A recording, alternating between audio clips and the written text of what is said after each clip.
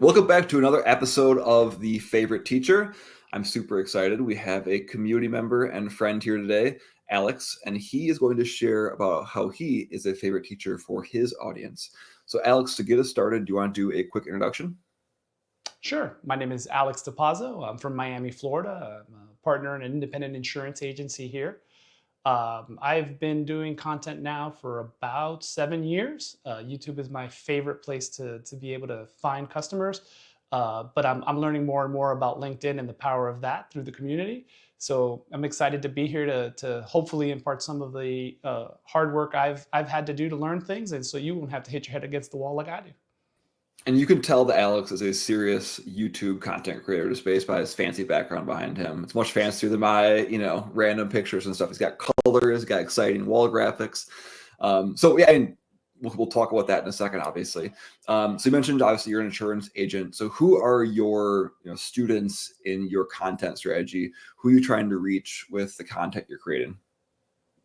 So I learned early on in my business that my best customer was a customer who had a lot of questions about insurance. And so that's not easy to find at a networking event. It's not very easy to find doing cold calls or maybe doing direct mailings. But I found out pretty thankfully, fortuitously, or serendipitously, one of my favorite words, that it was very easy to find online. So people who had questions love to ask Google that question. And so therefore, a good friend of mine, I was following their advice and decided to start answering those questions on YouTube, and found that people were starving for this information. They were looking for it and couldn't find an answer that they liked. And so, getting that instant feedback obviously had me growing more and more. So small business customers who have questions about insurance, they're my primary goal. Those are the people who I'm trying to reach, and YouTube's definitely allowed me to do that.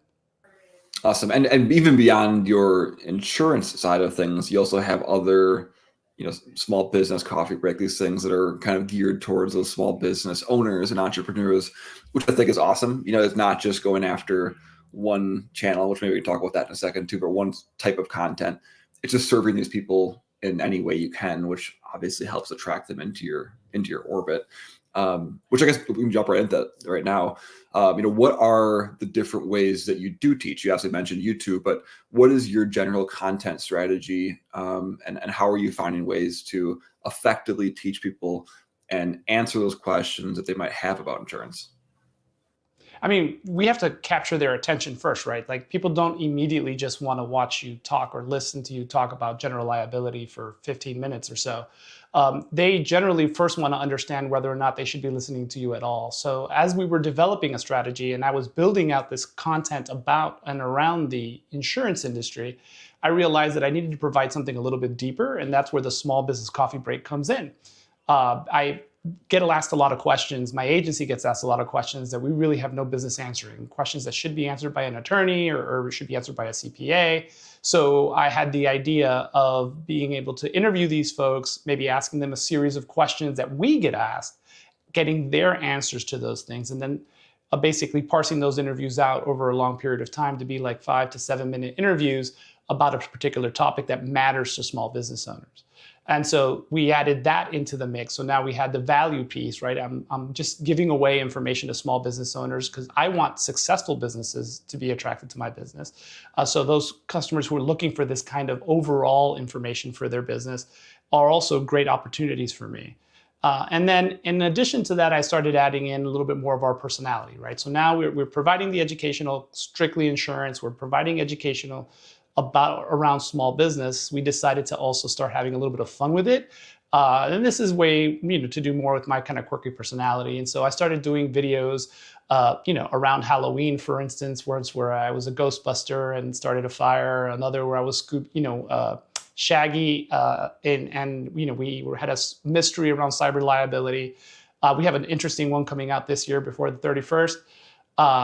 That's going to be a lot of fun. And we found that being able to not only educate, but also show a part of who we are helped us attract those people that we're most likely to have successful business relationships with. Yeah, we talked about that earlier today on a different call. And I think that it's something that's really misunderstood when it comes to content strategy is some people try and create content strictly for SEO or strictly to get found. And it's very like direct, it could be written by some sort of AI generative program very easily, but there is a very special place for content that shows your personality.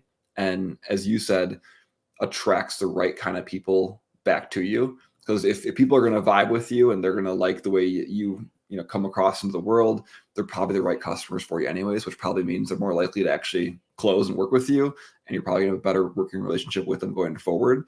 And I think that's like a very again, underappreciated part of content strategy is that if you put yourself and your personality and your firm's personality into your content, you are naturally going to attract the best kind of customers for you, which means you're going to enjoy your work more, it's going to be more profitable, and you're going to be more successful in actually moving people down that sales pipeline because they want to work with you. It's not just, hey, I found helpful information out there in the process. Has it been your experience too? Yeah, it's building that conversation, right? So one of the things that's hard in sales is if you create a certain expectation and don't meet it, that's like the immediate sales killer. So for me, it was always, I had to do a lot of pushback across a lot of different media agencies over the years as they tried to assist me or help me or whatever I do with my editing or so on and so forth. It was paramount that the guy that they saw on YouTube and the agency that they experienced digitally was exactly the agency they'd get when they picked up when they called us, and the person who answered the phone was similar style, similar processes, similar candor. All of kind of the way we do business is very evident. And so we set that expectation of like, hey, this is who we are. You're not going to get somebody different. When they actually receive that, we build those long relationships that actually are very profitable in the insurance industry as a recurring revenue business. Yep, that totally makes sense. And so we talked already about like the small business coffee break and some more fun stuff you do. But what's kind of the core of your content strategy when it comes to teaching? Like how are you creating videos and stuff like that that directly address those questions that your audience has? Well, that was probably one of the best piece of video advices I ever got. It was like, I don't have to create content, I have content, right? So the only thing I really need to do is answer the questions I'm getting asked every day. In fact, I think the simple way of doing it, the way I was first told, is if you get asked the same question 3 times, you should make a video about that topic. Because A, you're going to be able to inform someone who's looking for that information. B, you're going to be able to use it internally with your own customers to answer those questions proactively before they're even asked. And C, it builds this constant pipeline of content. I mean, part of my job is to be on the phone with customers, to meet with them at their businesses or maybe at a networking event of some sort. And it's constant barrage of questions. Some of those questions are very repeated, some are less, but at the end of the day, they're asking me the questions, and that's what I use to build content around. I try to answer those questions that I'm being asked. I love that. And I always get frustrated when people say, I don't know what to create content about. Because if you are in a customer facing role and you are paying attention at all and listening, you are getting a constant stream of good questions and ideas for things. Obviously, you have to be listening and having that content, mindset going into it. But it really is like if you just start writing down, oh, I should make, I'll hear a question in a sales call and I'll scribble down some quick notes there just saying like, hey, I should go back and create a video or a blog post or a social post about this. And as you said, currently in this current business as well as my past business, I often would send content I created to prospects to help answer questions or even, fill in missing links. And even if they don't read it or watch it, they might just be like, oh, he's just sending me some more content. If during a sales process you've shown, hey, I've already answered this in depth and like clearly I have a good, well thought out response to this, that's another thing that just kind of builds that trust in the sales process too. It's not just you on the fly quickly giving an answer you think might make them sign a deal. It's you saying, no, I've thought about this in the past. I've created content about it, and we can help you with that too. So I think that's another important aspect of building that trusted content. And not only that, doing it permanently, like on video, and being able to show that you reuse that multiple times, immediately like raises their status in their brain. There's something different about actually taking the time to explain it like this than there is about maybe typing out that email or even, like you said, calling up and telling them over the phone. They just this weird trigger in your brain that says, hey, you've committed to this answer. That's how thoughtful you are in your business practices. So they're all of a sudden saying, you know what, I should just continue to do business with this person who obviously knows what they're doing. Right. And creating that content takes you from being a salesperson to being an actual expert that they're excited to work with because they trust you in that process, which I guess is a nice segue too. How have you seen creating content affect your business? Obviously, you've been doing it for a while now, but what has been the positive impact, and why do you guys keep doing it? Well, beyond the fact that we're actually, generating leads online and getting customers that way, I'll give you one impact I didn't expect. So I, though most people don't believe me, am more of an introvert than I am an extrovert. I come off differently on video. Again, I've put in a lot of energy and repetition into this process. But at the end of the day, I'm not super comfortable in a large group of people. And as I started to, for my business, go to networking events, get out there, so on and so forth, one of the huge benefits I found from creating content online, being able to be found online, was that at a lot of these events, even though I may not know everybody, if I knew one or two people, I didn't have a hard time introducing myself because I rarely had to introduce myself. Most of the time, they do me the favor of introducing me by saying something like, hey, have you met Alex? You have to check out his online content. Usually it'll be something like, check out his Instagram, check out his YouTube, or hey, he's making, videos explaining how to run a business or how to better run your business. And those conversations just immediately make it easy to talk to other people.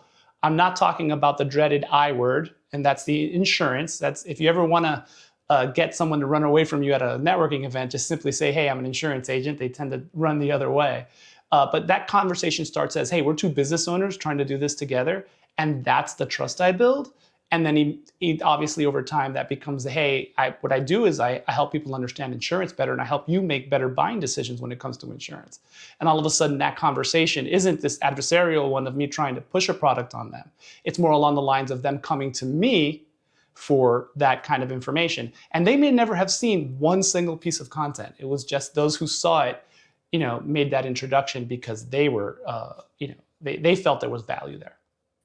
So this is probably my fifth or sixth episode of The Favorite Teacher. I'm not counting, but I've not heard that yet. So that is definitely a first one of having that cold introduction go away. And I think that's a really good point, because you look at networking events, there's insurance people, there's bankers, there's a couple of different, groups of people that you see at networking events.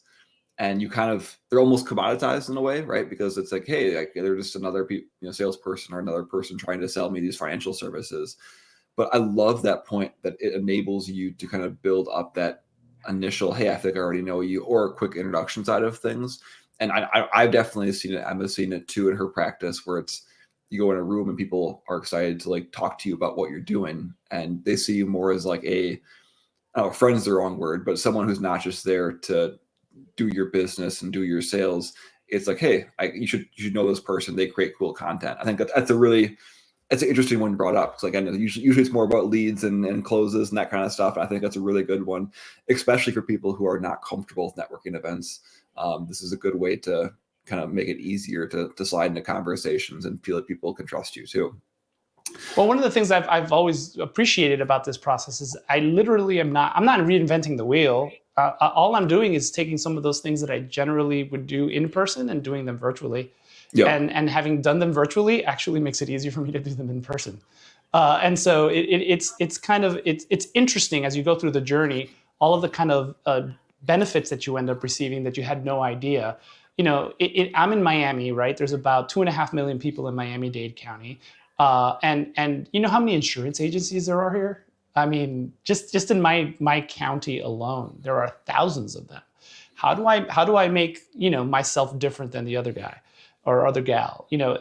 This is part of the way I do that, is I create something that they consume before they ever meet me in a lot of cases. Or even if they do meet me, one of the first things they do is check out my Instagram. I find it interesting how when I get a referral, more often, not even LinkedIn, they generally check out Instagram, and finding all that content there immediately makes them feel comfortable. Again, not liking a single thing, not scrolling for hours, just noticing that, hey, I'm legitimate and that I put effort into this part of my business. This must mean that I care. And if I care so much about this, I'm going to probably care about them. It just creates an instant relationship.